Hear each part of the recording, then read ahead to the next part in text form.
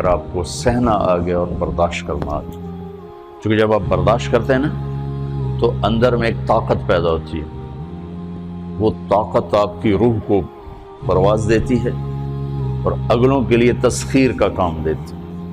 اور اگر آپ پھٹ گئے تو بم کے پھٹنے سے کیا ہوتا ہے؟ تباہی آتی ہے۔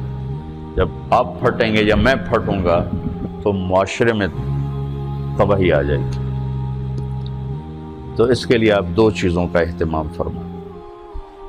ایک اپنی زبان کی حفاظت فرمائیں۔ آپ اس 400 کے معاشرے میں کوئی غیبت کرنے والا نہ ہو، کوئی جھوٹ بولنے والا نہ ہو، کوئی کسی کو طنز کرنے والا نہ ہو، تانا دینے والا نہ ہو۔ ایسی بات جو کسی کے دل پہ جا کے چوٹ مارے، اس سے آپ اپنی زبان کو صاف کر لیں۔ کبھی اس پہ قابو پا سکیں گے، کبھی نہیں، کبھی رہ جائے گا، کبھی ہو جائے گا۔ تو جب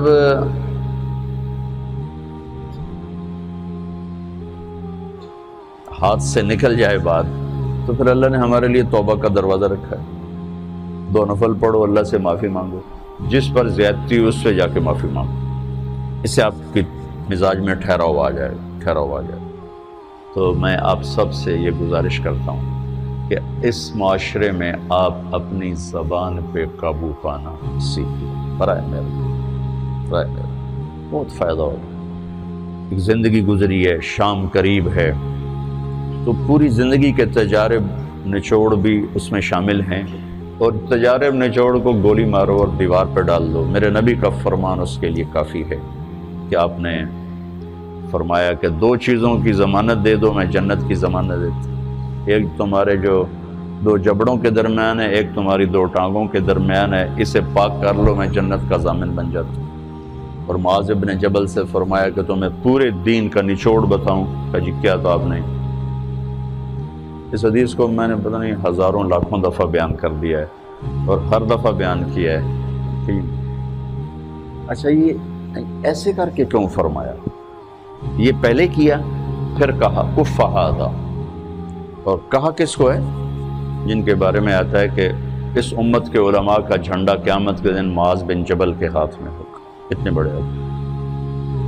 تو 18 ہجری میں انتقال ہوا، 1434 ہجری میں اردن گیا تو ان کی قبر سے خوشبو آ رہی تھی۔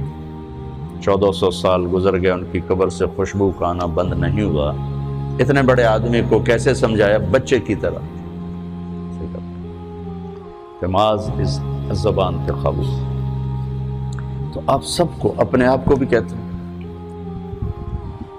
وہ عرب خطیب کہتے ہیں اوصیکم نفسی اولا وایاکم کر کے عام طور پہ خطبہ شروع کرتے ہیں۔ تو میں بھی اپنے ذات سے شروع کر کے آپ سے یہ عرض کرتا ہوں بچوں کہ اپنی زبان پہ قابو پانا سیکھو۔ یہاں اس کی مشق کر لو۔ یہ چھوٹا سا میدان ہے، چھوٹا، ایک تالاب میں ہے، آپ تالاب، یہاں سے نکل کر آپ ایک سمندر میں کودیں گے جہاں کہ رشتوں کی فہرست ہوگی، تعلقات کی فہرست ہوگی، ناگواریوں کے خوفناک خاردار کانٹے ہوں گے، کہیں کہیں پھول ملیں گے ورنہ کانٹوں سے بھرا جہان ہے۔